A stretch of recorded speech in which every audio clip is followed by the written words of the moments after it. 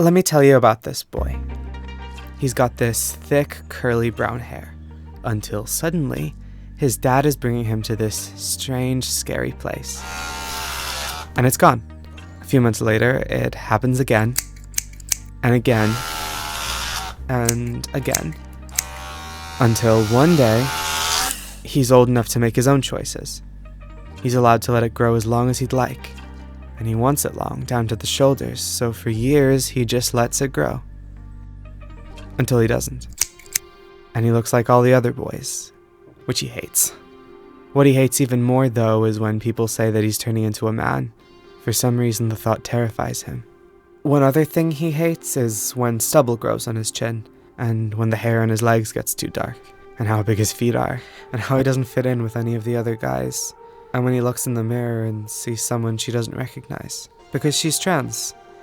Because she didn't just want long hair, she wanted it for a reason. So, okay, here's the thing. That girl, her name is Simone. She's me, and I, 4 years later, have my hair cut short. Again. So, why? Okay, let's rewind to me, aged 15, coming out as trans. What have I done with my hair since? A lot, as it happens. The fringe was a big one. My forehead was something that I had been insecure about for years. But then I was just insecure about my fringe. I had a meeting with my endocrinologist, the doctor who prescribed me hormones, a few days after that. And then I guess less than a year later, I was on estrogen. My whole face shape had changed, and suddenly I didn't feel like I needed hair to hide it. And also, I was in the worst depressive episode of my life. Which is to say, it only took one particularly bad night for me to just... Oh, fuck. When I got better, when my hair got longer, I always looked back to pictures of myself with short hair. Short in a different way than it had ever been before, on a face different from how it had looked the last time I had hair that length.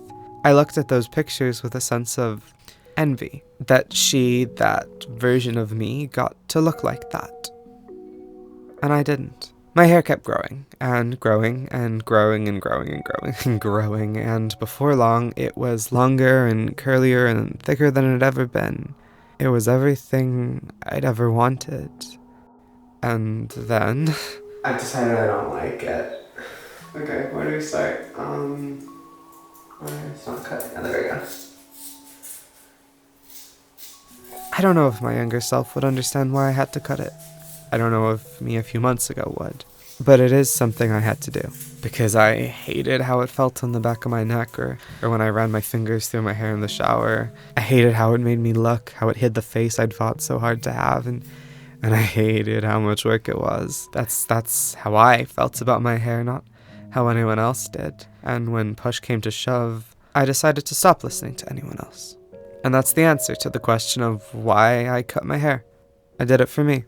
Because hair, like anything else a person wears on their body, is about the person wearing it. A length, a style, a color that's right for them, for how they want to present themselves in the world. When I came out as trans, I made the decision to live as myself, for myself.